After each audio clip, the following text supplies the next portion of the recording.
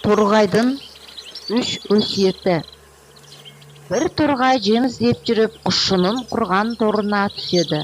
Қолымен қыса ұстаған құсшыдан құтылудың амалын іздеген торғай: «Мені жібер, кішкентай ғанамын.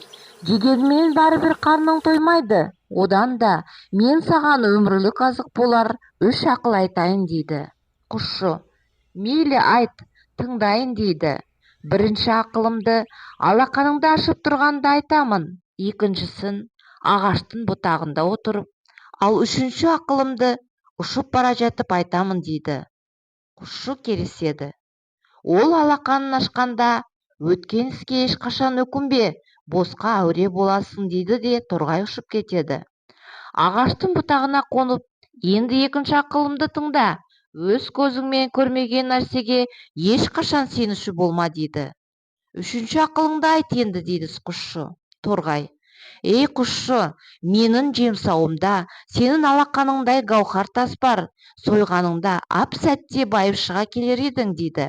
Құсшы отыра қалып: «Қап, байлықтан айырылып қалдым-ау» деп санын соғып, өзін-өзі кінәлап өкінеді. Тоқтамай, өзін-өзі жазғырып ұзақ жылайды. Осы кезде торғай: «Өткенге өкінбе дедім, ал сен жарты сағат өкініп жыладың. Көзменен көрмегенге сенбе дедім, сен мен өтірік сөзімді сараламай-ақ сене салдың. Сенің алақаныңдай тас менің ішіме қалай сыяды? Тыңдамайтын адамға айтқан сөзбен кеткен уақыт зая» деп ұшып кетеді.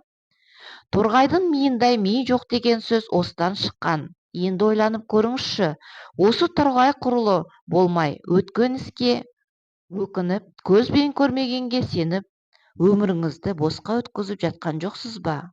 Әңгімеден не түйдіңіз?